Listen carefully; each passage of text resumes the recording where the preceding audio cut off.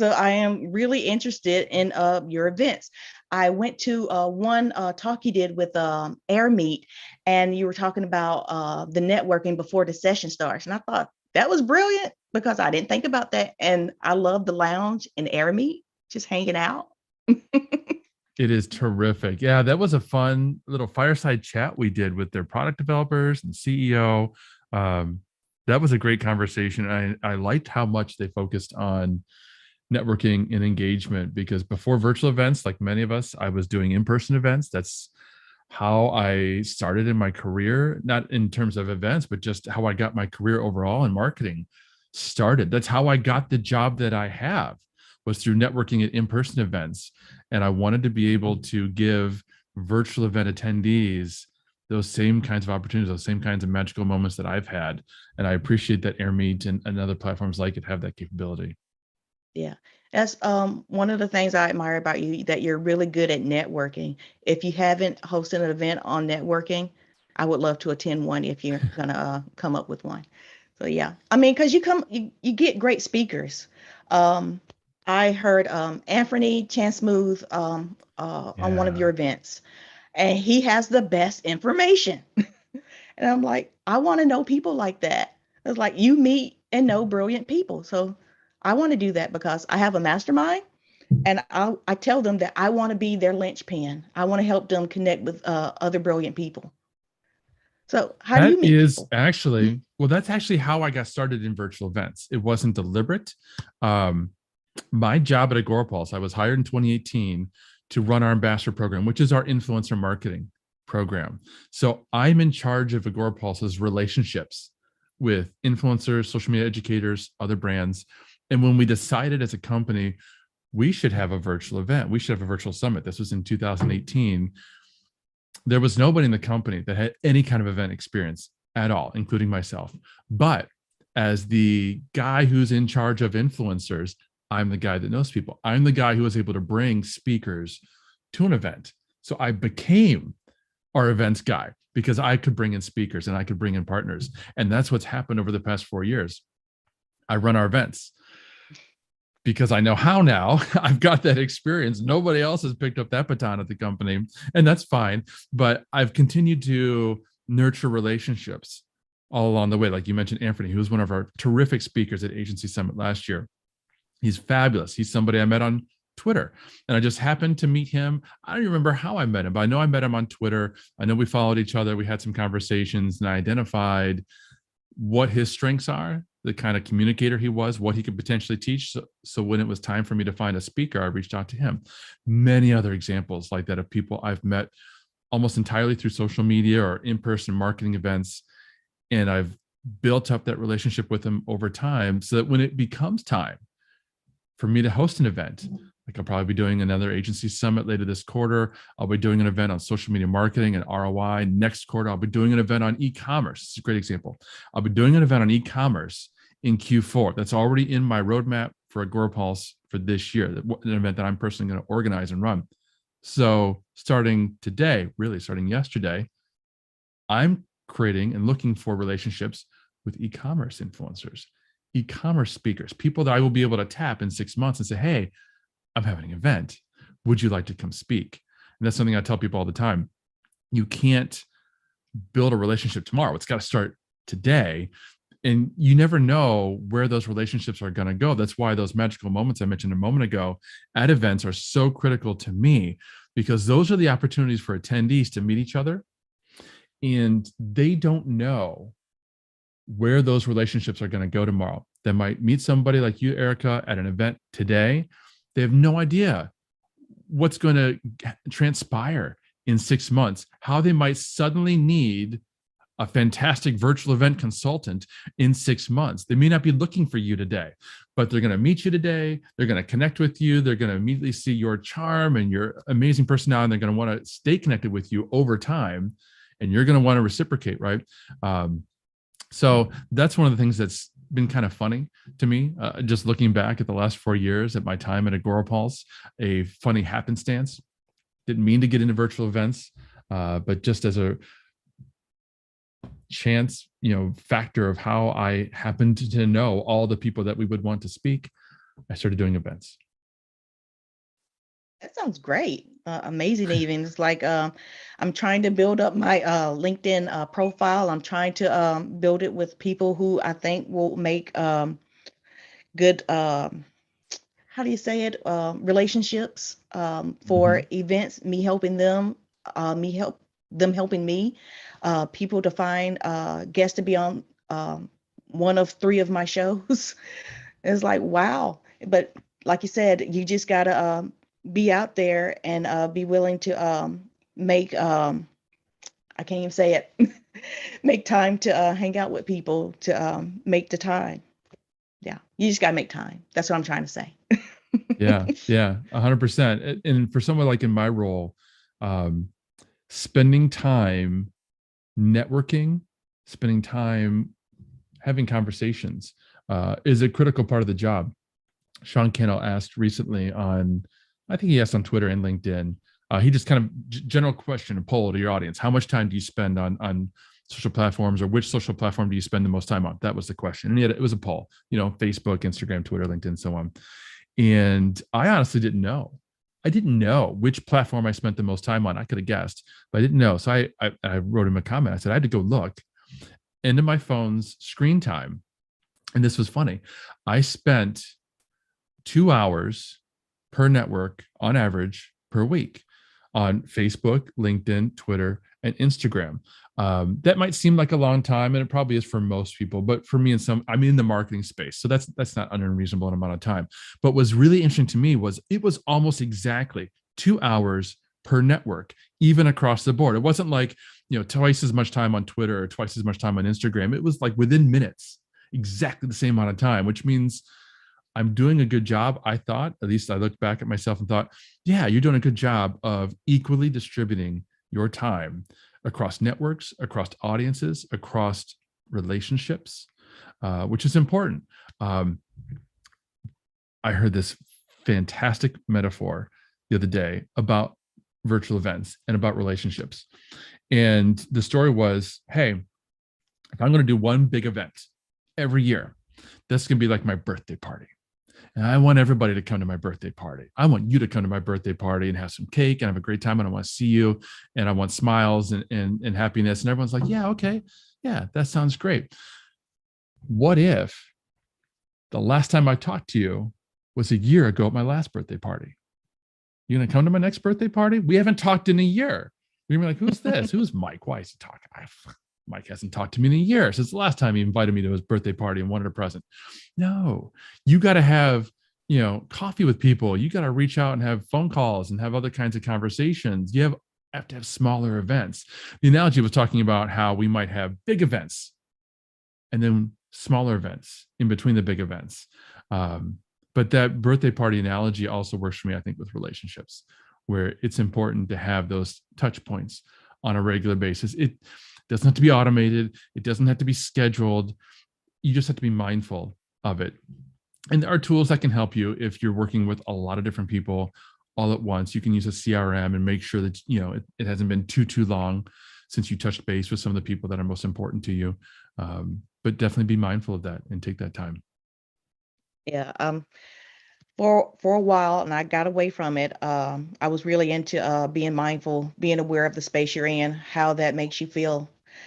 But I found automation tools, and Agorapulse is one of those great Mm. automation tools. So can't help but use them. Is you set something up, you push a button, and you let it go. It's like, wow. For me, automation is kind of like a relief. But yeah, Yeah, it yeah. I is. talked to that point earlier this week because when we were talking before the call about how Elon Musk purchased Twitter, Mhm. and when that news broke earlier this week, some people were happy, some people were excited, some people could care less, some people were very upset, some people were very worried and concerned. And so, depending on who you tend to follow on Twitter specifically, your feed might have been filled with people at one end of that spectrum or the other. And it's typical of social media, where when there's something that's happening in the world on social media that's impacting the people you're following and you're connected with, particularly when they're reacting in a negative way, that's when automation tools can be our best friends, right? Because if you're managing social media, whether it's for a brand, for clients, for an upcoming event, you're trying to promote an event, if you can use a tool to keep a little bit of a distance between yourself and that feed, particularly if it's a potentially toxic feed, that can be a real boon to your mental health. Being able to use that tool so that way you personally are interfacing with software and not necessarily a social platform where at that particular moment, maybe that's not a healthy place to be. Yeah. What was it? Dave Chappelle, his last Netflix special, he talked about his transgender friend who was on Twitter and got a lot of hate speech and passed away. He says that maybe Twitter isn't a real place, but he was sure it didn't help his friend. And I was like, yeah, for me, I don't think other people's opinions can really affect me because if there's an off button, I'll turn it off. But I know a lot of people don't do that, and I'm still not sure how influencing works, but yeah, as long as there's a button and I can control it and I know where it is, I'm gonna push it. I haven't watched news in like 5 years Yeah. because it's so negative. I got to stay away from that stuff. Yeah. So when you hosted your first event, what year was it, and what tools did you use? Oh, wow. Okay. So let's go back. So the first event that I considered a virtual like summit was in 2018. I had done live streams. Here I'm going to date myself again on Google Plus. We were using Hangouts and Air. That's 10 years ago.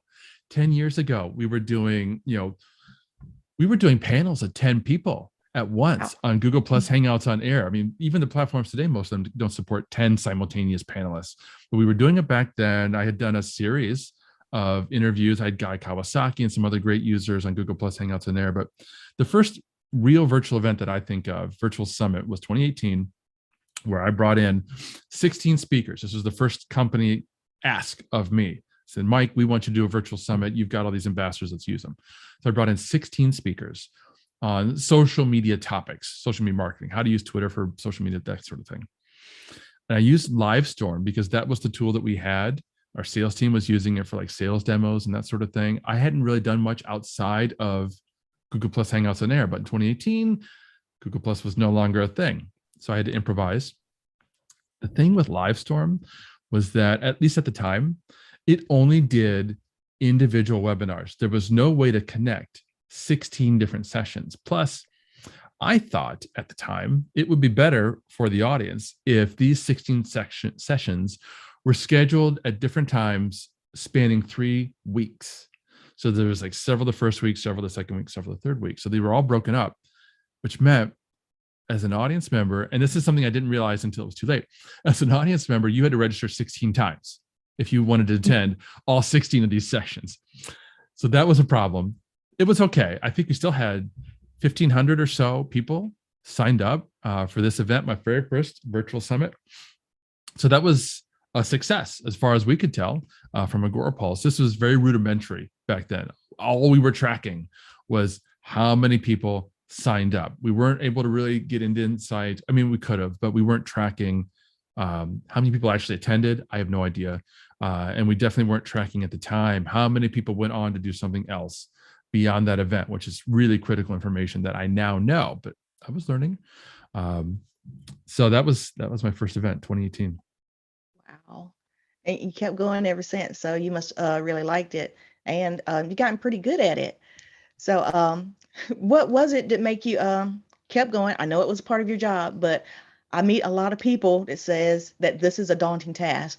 And I'm like, no, it's not. This is great. But I know for me that it's great. What is it for you that helps you keep going? I think one of the things for me is that when it comes to a task that I need to accomplish, a project that I'm going to take on, I can be super hyper organized. So I will create spreadsheets and I will have documentation and I will have folders with all of my assets. Everything's super connected and documented, which means once I learned how to do a virtual event, at least some aspects of a virtual event, I was able to keep replicating that same learning over and over and over again and improve each time. We have a great culture inside of Agorapulse where if it's possible for other team members to help me, they will. So even though I was doing probably a lot of the work, the lion's share of the work, if I could get help from outside my own little department, I can. And we also have a consistent approach where we want to share with each other what we're working on. We want to share with each other our challenges. We want to share with each other our successes. And we also have a habit of doing retrospectives where after each project or initiative or launch, we take the time to look back and we figure out what went well, what didn't, what can be improved on for next time. And that's a super valuable habit because when we're doing virtual events, we don't want to do just one. It works best if we do it over and over again because we improve. If there's a series that gives people continuity and something to look forward to for next time, it also makes it super helpful to hype up and promote the next event while the current event is still going on, if you know there's going to be a next event. So that first event was a success. Like I said, from everything we were able to tell, I learned a lot. I still had lots of speakers. That's my job, is to connect with social media influencers and educators, plenty more that we could tap for next time. And I saw an AppSumo deal for Hey Summit. And as soon as I saw the word Hey Summit, I was like, what? Hey, what? That looks interesting to me. And it was, gosh, I don't know, $75, $100 for a lifetime license for this tool that would combat the biggest pain point that I had with Livestorm at the time, that disconnectedness of sessions, right? Hey Summit, by definition, creates a single place for you to collect a bunch of different sessions and a bunch of different speakers. And it creates a landing page and automation and registration and all of it's into a single package. It's like, whoa, that immediately solves the biggest problem that I'd had with the past event. Now, with each new event, there'll be a new biggest problem. That's the definition of it, of how problems work, right? There's always a new challenge, a new thing, a biggest pain point that needs to be solved. But that solved a big pain point for me. So I bought that unlimited license. And by 2019 and 2020, we were hosting events every quarter because it was just a matter of replicating the past events' successes and processes and documentations. That's now something I've just packaged up and I give the SaaS brands that I work with, the clients that I work with. I said, here's my template, the sheet, the Google sheet that I used to organize my events, right? And it's got different tabs for the agenda and a tab for the budget and a tab for the speaker brainstorming and all the different things that I do. Here's my swipe files, because I keep reusing a lot of the same stuff. Because if it works, keep doing it, right? Like when I'm reaching out to brands that I want to bring on as a partner, I've got an email template. I copy and paste it. I change the details and I send it away. So that's why, one of the reasons why I've continued to do it. And then we've continued to improve what we measure and our understanding of what needs to be measured, because in any kind of marketing initiative, ROI is important. And so I spoke recently about, like, I did this webinar and a blog post, all like 10 benefits of virtual events, because there's a lot that you can get out of them. But obviously the number one thing needs to be sales and leads. So that's something you need to track. And a registrant is further up the funnel. A registrant obviously isn't a sale. There's things that have to happen and you need to track those things. So we now have a HubSpot CRM and we're able to import or automatically sync all that stuff. And we're able to track it in a dashboard. So we know, okay, Mike's event got 2,000 registrants. How many of those registrants were actually qualified? How many of those registrants are actually likely to purchase a subscription? In our case, it's Agorapulse. We're a social media management tool. So how many of those registrants have a number of social profiles or a number of users, which would make them likely to want to use the tool? Because here's the thing for us. If you come onto one of my events, and they're usually free, they're usually welcome to anybody who wants to learn social media marketing, whatever the case might be. If all you have is a single Twitter account, you're not going to use Agorapulse as a tool, which is fine. But if you've got 10 social profiles or 10 clients and their social profiles, you're probably looking for a tool. So that makes you qualified. But that also doesn't still make you a sale. So there's other steps that have to happen. So we've been slowly figuring all of that out as well and coming up with dashboards that show us, hey, these events came up with all these registrants And there's a funnel where you can see how many of them were qualified, how many of them signed up for trials, how many of them actually purchased subscriptions. And as a result of those subscriptions, how much actual monthly recurring revenue has the event created. And that's just directly. When you take it a step further, if you've got the tools and you can do this, it's helpful to know, all right, somebody signed up for the event. Was that the first time they'd ever heard of us? Maybe they'd already previously been on our website and read a blog post and downloaded an ebook. Maybe they were already a lead, they were already a contact. But as a result of them being a part of our now ecosystem, they attended an event. Great. At what point in the funnel was that? Because most people, they don't hear about you and then instantly buy. At least not if we're talking about other businesses, like I'm a B2B business, right? And particularly if it's a larger product or service that you might be selling. If I walk into a store and I see a mug, I might just buy it. But if you're talking about asking me to spend a couple $100 a month, that's a decision that has to be made. And usually to create that decision, I will have had to have heard of you, which means I might have had to read 3 or 4 blog posts, listen to a couple podcasts, maybe seen Mike or one of the other people from the company on a video, and certainly attended an event of some kind. So now we're going to track what's called influence. How many pieces of our entire marketing ecosystem touched each individual prospect, and at what point, and when did they become an actual customer? We call that an influence lead. So that's the second level of tracking that you could potentially do if you're advancing your marketing. Is there's the direct leads and sales that come from your events or anything else in your funnel, but then how much is influence? And obviously the influence is going to be much higher, but that's an important metric to look at.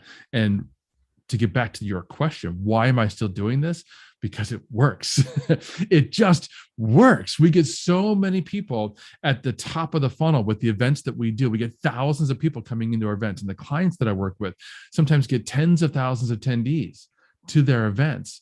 And it's usually at the top of the funnel because they're working with partners and they're doing paid ads and that sort of thing. This is the first time many people will have heard of a particular brand. In fact, I'm using this mug that I used as a prop a second ago. This was the Leap into Live Streaming Boot Camp that Ecamm ran a couple of years ago. A huge success for them. I think they had 6,000 attendees to their first event. Majority of those were top of the funnel. Majority of those people had never heard of Ecamm. It's Leap into Live Streaming. The point was, if you want to start live streaming, come join this free boot camp. And so they were learning about Ecamm, they were learning about live streaming. And if Ecamm's measuring this, which I know they are, they're not only looking at how many people attended that event and became a customer directly, but they're also looking at how many people attended that event, but then also became YouTube channel subscribers and Facebook fans. And they've seen some of the other shows and content. Maybe they've joined the community. Maybe they've downloaded some ebooks. And eventually they become a customer because the timing is right. So it just works. That's why I'm still doing it. I think you're muted, Erica. I love your ability to use many tools, Yeah. like and ask for help, and keep moving forward. And I'm wondering, what tools do you recommend to measure all of the things you measure in events? Definitely, you have to have a CRM. You have to have some capability to host the contacts that you're bringing in for your company overall, like wherever they're coming in, whether they're downloading an ebook, signing up for a newsletter, signing up for a free trial, obviously attending an event, whatever avenue they're taking to get into your company as a contact, you got to have a CRM that can house all that. And that CRM's got to be connected to your sales data and your Google Analytics or your web traffic data so that you know what those people are doing and you can track over time their entire journey all the way to the point of hopefully becoming a customer. Because if you can't track that, then you have no visibility into what your event does other than the pure number of registrations. And I get that everybody as a company is at their own different stage in terms of maturity and capability and measurement. And tools like HubSpot aren't free. So I understand that's also an investment. But when you are able to afford that kind of a tool, then you get so much data and visibility and insight into what's working and what isn't. We host a show every other week called Agency Accelerated. And just yesterday, we had Bree Anderson on the show.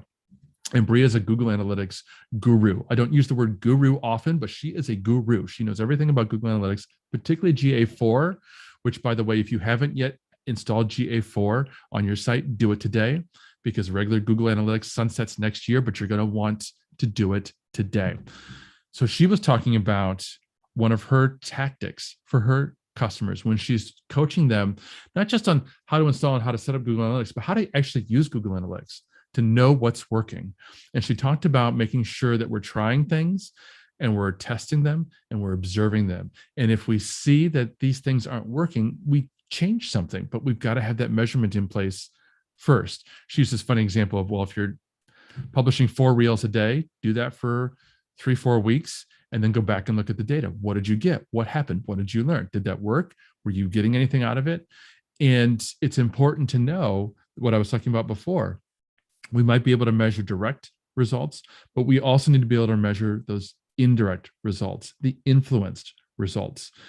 A YouTube channel might drive $1,000 worth of sales. And if you've created a bunch of videos and you spend a lot of time, $1,000 may not be sufficient.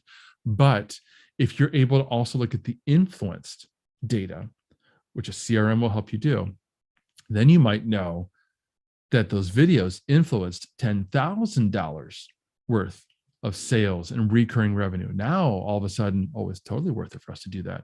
So same thing with events. So that CRM is critical, which means then once you've got the CRM and the analytics in place, now we're talking about platforms, virtual event platforms, and we have to make sure that they sync with the CRM as much as possible. Some platforms, the best you can do is a CSV export of the registrant data. And again, if that's all that your budget can allow us, well, then you work with that, you do what you can. But hopefully you'll get to a point in maturity as a brand and investment where you can afford seamless, real-time synchronization between the platform and your CRM, like HubSpot. And I don't even mean like a Zapier integration where the Zapier is taking the data for you. That actual integration is important because you want to know, if possible, more than just who attended your event. Because pure registration data actually isn't even going to tell you that. Pure registration data is just going to tell you who signed up for the event. The reality is not everybody who signs up is going to attend. And some of your events might have 15% attendance. Some might have 90% attendance. Probably you're going to be somewhere in the middle. So it's helpful to know who actually signed up and who actually attended. And then you want to be more granular if you possibly can. And this is where, if you have a real-time sync with HubSpot and the event platform can give you this data, it's important. What sessions did they attend? How much of those sessions did they attend? Which speakers were speaking for the sessions that they attended? How did they actually engage with those sessions? Were they an active participant? So some of you who are watching me and listening to me right now, you might have me in a tab that you're not even looking at. And now I've got your attention because you hear me talking to you and I just called you out. But if you've got me in another tab and you're in your email or you're in Canva or you're multitasking, and I'm not dissing multitasking, but by definition, you're now a passive listener, or you were a moment ago. That can be true with our event attendees. They can have, because it's virtual, and this is something virtual event planners need to keep in mind, because it's virtual, it's possible to be a passive listener. If I am attending Content Marketing World in Cleveland, Ohio, I have physically taken my body from St. Louis, Missouri to Cleveland, Ohio. I got on a plane, I went to the hotel, and then I walked to the convention center. I'm physically there. It is possible technically for me to be sitting in one of those rooms and not really paying attention, but I'm still an active listener. And if I decide that I'm not interested in that particular session, this has happened to me before, where I was sitting at that event. In fact, I was sitting at a session, thought it was going to be one thing, turned out it was something else. And it was so not what I expected or wanted, I left. I didn't leave the event. I just walked out to the hallway. I left the room, and I'm still in this massive convention center. There was other things for me to do.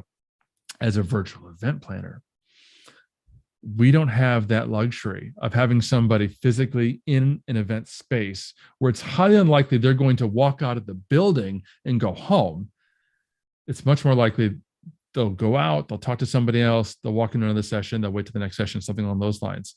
So we want to pay attention to active listeners. We want to pay attention, and good event platforms can give us that data. Good event platforms know if their screen is the one that's in focus. They can tell that, and they can pass that information to HubSpot, and we can see which sessions had the most active listeners, which sessions might have had a drop off in active listeners, which speakers had active listeners in terms of ratio and so on. We can look at that. We can evaluate then not only the quality of our event, but to get back to the point I was trying to make, we can evaluate how engaged each individual contact was and what they're engaged with. So depending on the kind of event that you're running and the kinds of sessions that you have going on, you might be able to tell which topics and which pain points are really pushing the buttons for which kinds of contacts. And those might be the kinds of contacts that you funnel to your SDR, your sales team, and say, look, these guys were super hyper engaged in this particular topic in these sessions. They want to hear from us right now. Maybe they didn't express that, but you can tell by their interest level in these things right here that they're interested in us. Whereas other sessions, maybe those contacts weren't engaged, or maybe the session was a good session, but maybe not necessarily related to our product and service. So we need to warm them up or engage them in a different way first before we send them to the sales team. That's the level of information, the level of value that you can get by using the right kinds of tools. AirMeet has a lot of those tools, but not all of them. That's one of the reasons why I love them. I get on AppSumo. When I first started with events, I bought mostly all that I could find. And then I'm like, I think I'm just going to use AirMeet, but I can hook up AirMeet with Hey Summit, and I can have somewhat most of that data, but still not all of it. And you told me a good CRM would be HubSpot, but I was thinking, could I get away with using a scraper? Can a scraper do all of this? And I'm like, I don't know. There's so many event platforms out there. Which one is your favorite right now? Right now, I would say AirMeet's my favorite. I was telling you, I just went through, I felt like I was running the gauntlet. I went through a whole exercise over the past couple of weeks where I evaluated, it felt like every virtual event platform there is. I'm sure there were some that I didn't talk to, but I felt like I talked to them all because I did 20 to 25 sales demos and meetings. And it was really educational. It was really interesting to see what's out there because we only use one at a time. We can only use one at a time at Agorapulse. But I also work with other SaaS brands who want to do their own virtual events. Like I mentioned, Ecamm, when they decided to do that event, they came to me and asked me, Mike, what do you use? Just like you're asking me. And I always want to be able to tell people the tool that will best serve them. Maybe it's AirMeet. Maybe it's not. Maybe their needs require a different kind of a tool. Like you mentioned, there are some limitations in terms of what data we can get out of AirMeet. And that's going to be true with every tool that you use. Every tool is different. Every tool has different capabilities and strengths and so on. So if you're looking for a tool that has like that fine grain, you can tell exactly how many times somebody hit the like button during a live session, then, maybe you need to look at Glisser or Kaltura or Cvent or something like that, where they've really spent a lot of time developing the analytics side of their tool. If you're looking for an unlimited number of events, maybe, your model isn't just one or two big events. Maybe you're looking at doing weekly, fireside chats and town halls and those kinds of super highly engaged stuff. Then maybe a hop-in or something like that is a better option for you. That's what I wanted to be able to do for my clients, right? We spent a lot of time in the initial call talking about, why, what are they trying to accomplish? Because sometimes they have a vision in their mind of what their event should look like, but they also have specific goals and objectives that they're trying to accomplish. And they don't know what they don't know. So they don't realize that their vision for the event isn't necessarily aligned or a reasonable expectation for achieving the kinds of goals and objectives they're looking for. So I might spend an hour talking with someone about, why are you doing this? What do you want to accomplish? What is your why? I had a virtual event, a VIP strategy day 2 Saturdays ago. And when I asked this client, okay, so, why are we doing this? Why are we planning a big virtual event for October that you're going to spend thousands of dollars on? The normal stuff came up. Yeah, I want to do sales. I want leads. I'm like, okay, well, what else? I want to make friends. I said, wait, did you just I say haven't heard that one before. you're spending thousands of dollars on an event because you want to make friends? We need to unpack that, because I like, he's from the United States. So I'm like, I know there's a pub across the street where you could just go to make friends. There's got to be something else there. So we dug that apart, and it was great. We spent a lot of time digging through his why, and it wasn't just friends. It was relationships in the industry, so that he could network and partner and collaborate. And okay, I mean, there was good reason for him to say what he said. And as a result of spending all that time up front and understanding what he really wanted his event to look like, then, like, this is a 4.5 hour call. By the end, I'm able to give him 3 recommendations. Here, go talk to AirMeet, go talk to Hopin, go talk to who was the other one that I suggested? I'm not sure. There was a third one, Hubalo. And I said, go sign up for demos. I don't have any skin in the game. These are just the platforms that I recommended for him, about which I thought would be a great fit for him. Budget's also consideration, so it's complicated when you're talking about all these different virtual event platforms, because the pricing models are all over the place. I've had the pleasure of several meetings now with the CMO of AirMeet, and fortunately he gets it. He understands that the pricing in the industry, and even frankly the pricing with AirMeet, has not been transparent, has not been clear, and it's not been very helpful to their target audience. And that's something he's committed to changing, which is really nice to see. They'll be moving to a model, I think, where the pricing will be based on actual live attendees. As I mentioned earlier, you're going to have all kinds of registrants, but who knows how many of them are actually going to attend the day of your event, particularly in the virtual event space, where virtual events have become mainstream. Most people today have attended at least one virtual event in their career, and they understand how these work. They understand that if I don't attend the virtual event today, there's going to be a replay tomorrow. I can watch it. I can watch the recording, right? I can watch it on demand. That's obviously not true of every virtual event. It's obviously not free or included with every virtual event, but there's an understanding and an expectation that's fairly commonplace today. So to get people to attend live, you got to do different things. And AirMeet understands that.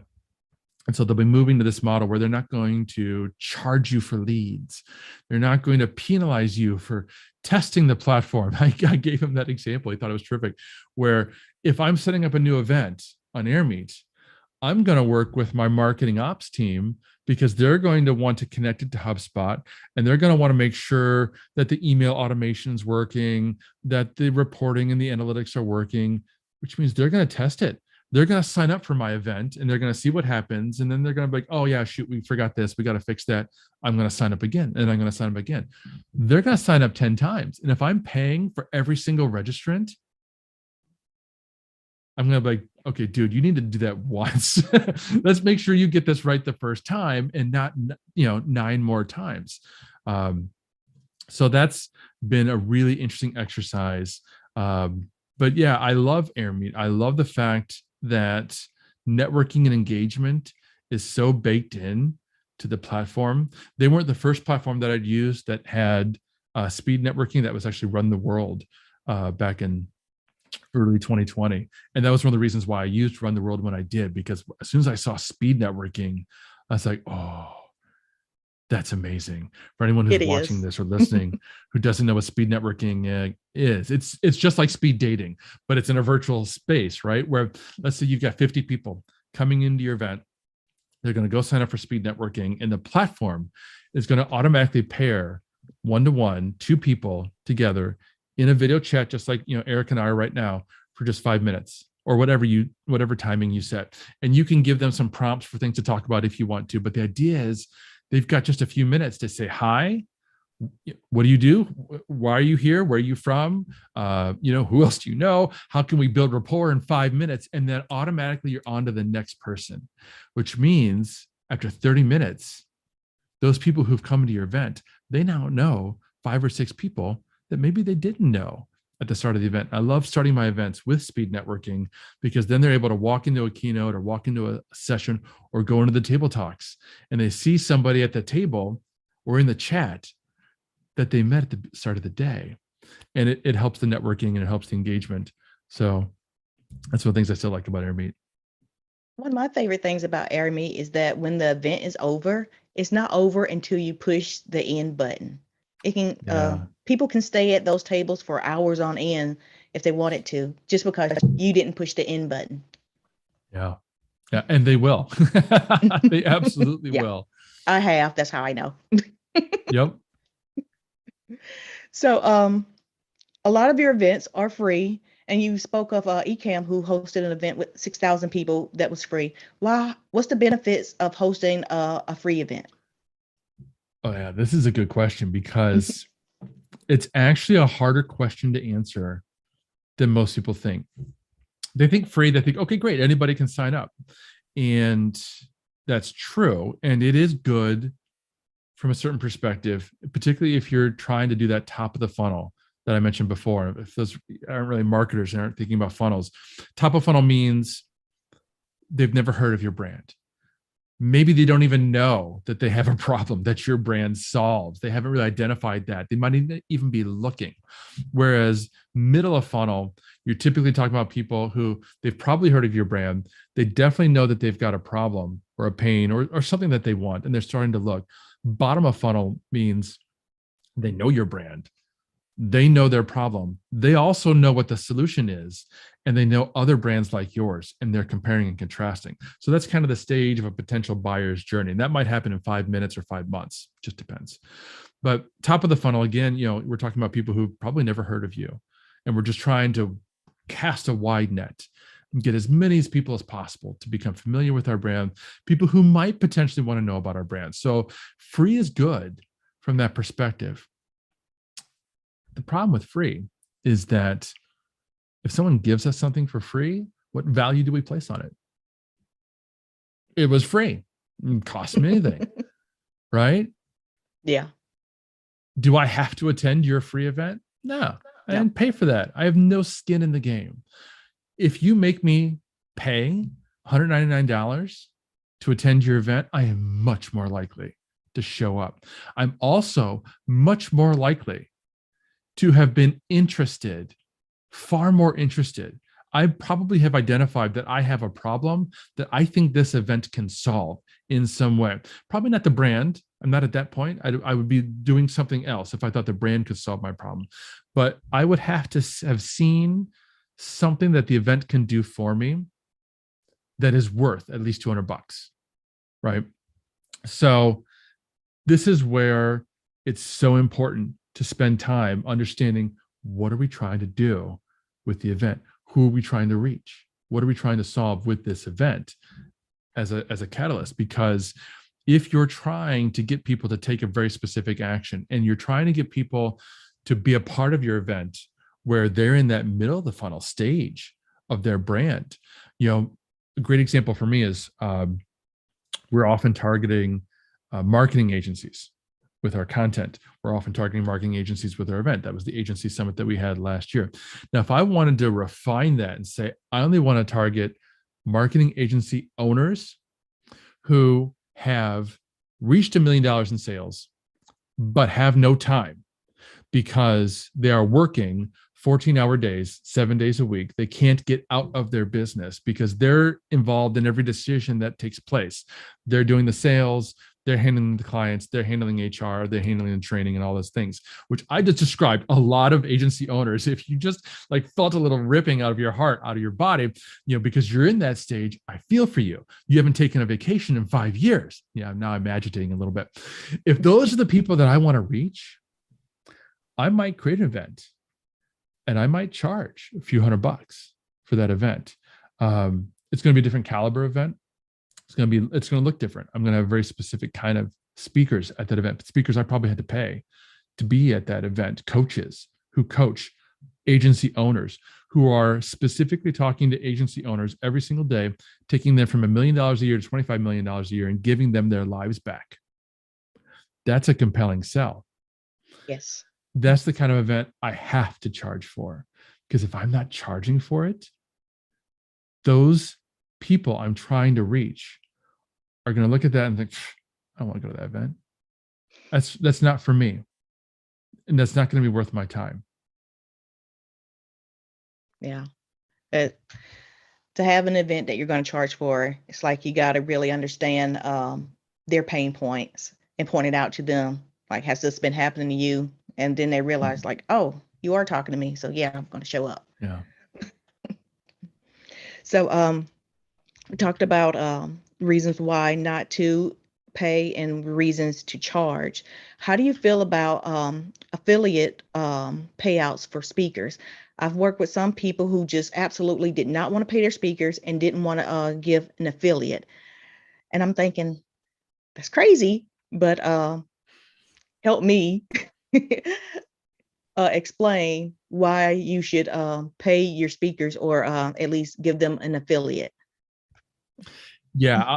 First of all, I'll say any event organizer that thinks that exposure is the only thing that they should ever give their speakers and that should be enough, I want to smack them across the face. Yeah. Because unless you're inbound bringing in 25,000 people to your event, you're not giving me that much exposure as a speaker. And I'm a speaker. I speak at events all the time. So you have to be able to figure out what else you can do for the individual speakers. And I understand not every event has a lot of budget. Not every event is charging. Like affiliate commissions is not something I literally could have done for my past events because all of my past events from Agorapulse's perspective have been free. They're, I can give you 20% of nothing, but that's not very impressive. So there's got to be more to it than that. Part of it goes back to the relationship building that we started off at the outset, right? If I've been building relationships with people over time and I found ways to help them over time, when I ask them to do something where that specific thing isn't necessarily compensated, they're much more likely to if I found other ways to help them in the past. For instance, my ambassadors, I've got 50 ambassadors for Agorapulse. They all have complimentary lifetime use of Agorapulse. That's worth $2,000 a year. That's not $2,000 in cash, but that's $2,000 of an in-kind contribution that they've received and they use and they appreciate that. I've also given them an affiliate and I've also given them affiliate commissions for Agorapulse referrals over time. I've got ambassadors that are earning thousands of dollars a month in recurring commissions because of that relationship over time. I've paid them to create blog content. I've paid them to create course content. So maybe I'm not able to pay them specifically to speak at an event, but I am able to add exposure. That's not that exposure isn't necessarily a good thing, but that can't be the end all be all of what your event does. And when you're looking at a brand like Agorapulse, we've got a significant audience. We've got hundreds of thousands of email subscribers, and we've got a social audience and so on. So we also have brand clout, which is great. Many of my speakers, like Anthony's a great example, will have, touted the fact that they were able to speak in an Agorapulse event. That's great. Don't discount that. What else can we do? If it's a free event, you can still do affiliates. You can still have affiliate tracking. You just have to incentivize it a different way. You can gamify it. So you can track how many people promote and share and refer signups to your event, and you can do prizes. I've given away iPads. I've given away drones just to the speakers, right? And we've incentivized it that way. I bring in brand partners. This is another reason why I do the events that I do with Agorapulse. I'll bring in brand partners. And one of the things we've done in the past, we've incentivized it and said, hey, if you're going to bring us leads, we will match or even double or triple or give you the whole registrant data, depending on how successfully you as a brand partner bring in leads for our event. Now, the other thing that I've done for the speakers is I've also given them access to the registrants for the events that we've done. So there is additional incentivization that's going on. Now, if you're charging for your event, you need to share those profits because it's not a profit center for you. If you are leaning on the content and the expertise and the time of other people, I think that's just immoral, frankly. If I'm bringing in 20 speakers and I'm charging people $200 ahead to come to my event. Yes, I have my own expenses. Absolutely. I understand that. But it's not just me. I'm not the only speaker. I'm not probably not the speaker at all. It's probably everybody else that's coming to my event and that's lending their expertise. And it's because they're a part of my event that other people are attending. I can't hold a virtual event where it's just Mike Allton on the docket. No one's going to come to that event. People are going to come to my event because I've got Jay Bear and Goldie Chan and Stephanie Liu and so on. And they're coming to hear those people. And maybe they're willing to pay to hear those people. And so I need to be willing to pass that on. The other thing I often recommend brands do is have a speaker budget and have some flexibility and then some understanding that some people will be more than happy to speak for free because they need that exposure. They're at that stage in their journey as a speaker, as an influencer, as an authority in their space. They're happy to speak for free. And it's beholden on you, the event organizer, to go out and find those people, those untapped, I don't want to say unprofessional, but people who aren't in that stage of their journey. I've got to come up with a better name for it. They're unprofessional only because they haven't been paid. They're amateur speakers. That sounds terrible too. But they're at that stage where they haven't been paid and they're great. They're fantastic. And I've been blessed to have been able to find people like that. Alexis Heinrich, who is one of the top authorities in accessibility marketing right now. She's speaking at Inbound. She's speaking at big events now. I was able to, tap her a year or two ago, where fortunately for me, she wasn't at that stage yet. So, she didn't cost me cash out of pocket for her. She's terrific. And I was blessed to have been able to find her at that point. So have that flexibility where you're going out and you're taking the time to find those people, but you also have some budget to bring in some names of people. Like I mentioned, Jay Bear. Jay Bear, I think, costs $15,000 to $20,000 now, if you want to bring him in to speak to your event, because he brings a lot to the table, not just a recognizable name, not just an amazing presentation. He's going to be terrific. He's going to let you choose his plaid suit and everything, but he's also going to promote your event, in his emails and his social and that sort of thing. He's going to bring a lot of his audience to your event, people who love to hear Jay speak and can't wait to hear him speak again on whatever topic he's going to talk about next. So that's my usual ideal recommendation to a client is let's figure out how much budget we can set aside for speakers and how we can divvy that up. Can we have, one or two keynotes where that's probably where the lion's share of your budget's going to go?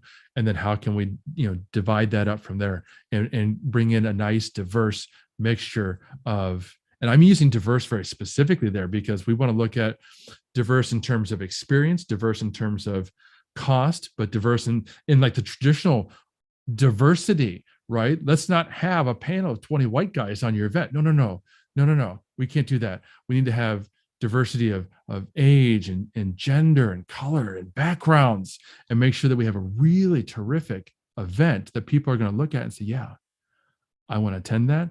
I'm willing to pay to attend that. That makes sense.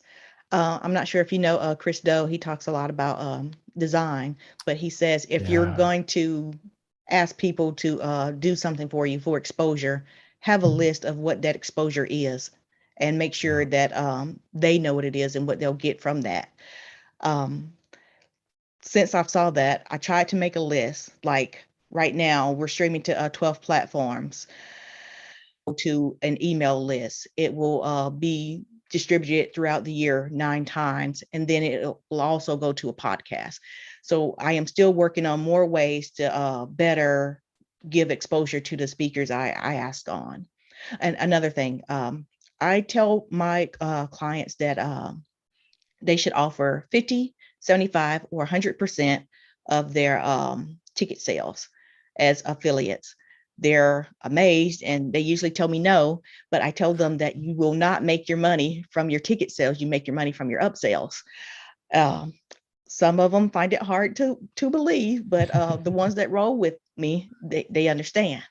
So I just wanted to put that out there. If you pay people to work for you, they will work for you. That is terrific advice. I saw something yesterday that just totally stunned me. this is unrelated to virtual events, but this is related to, if you pay people to work for you, they'll work for you. Delta just started or announced that they will begin paying flight attendants before the doors close. I don't know if you knew that, but before the doors close on the plane, everybody's now seated. Your bags are up there. The doors have closed. The plane is ready to taxi to take off. Before that moment, flight attendants weren't paid. Oh. Thinking, they were walking. I saw them. They were walking up and down the aisles. They were helping people with their luggage. They were answering questions. They were navigating seat stuff. I mean, probably some of the most stressful moments for a flight attendant is when people are in the wrong seats or trying to change seats because they're divided and people are upset. That all happens before the doors close. They weren't being paid for that. I didn't That know was that. shocking to me. How could any business expect employees to perform and want to be at their job performing at peak capability when they're not compensated? That's crazy. Oh, like if you show up for work, you should get paid. I didn't know that was a such thing. Here in South Carolina, we have a Senator, Lindsey Graham, who said he was not showing up for work. And here in South Carolina, no call, no show for a day or two, it means you quit. So I didn't want to pay him at all. Yeah. So Yeah.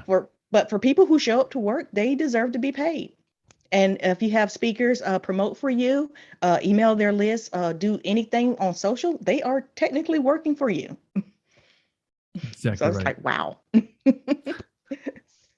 Well, Mike, I appreciate you sharing all of your knowledge and giving your time with us today. I mean, start with relationships. That's going to stick with me. So, yeah, I appreciate that. Absolutely. This has been fun. Thank you so much, Erica. I appreciate it. We'll have to do it again sometime. Hooray. So, everyone, Mike has given us a gift. It is 10 top 10 things. I can't remember now. Top 10 ways to host an event for SaaS businesses. That's it, right? Hooray. Benefits. It's talking about the benefits of virtual events for SaaS businesses. And really, this is for anybody. I kind of focus on SaaS businesses because that's my background. Mhm. But many businesses will be able to go through that. It's a free webinar. It's about half an hour, me walking you through slides, all the different benefits that I've gotten out of virtual events and why I think you guys might want to run a virtual event yourselves. Yeah. In my personal opinion, they are fun. So, where can people find you? Where's your social hangout? Well, I am on all the networks, like I said before, at equal amounts of time every single week. I enjoy LinkedIn and Twitter the most. I'm Mike Allton, Allton on all those. And you can find me and my thoughts at thesocialmediahat.com. All right. That is a very good blog, by the way. So, thank you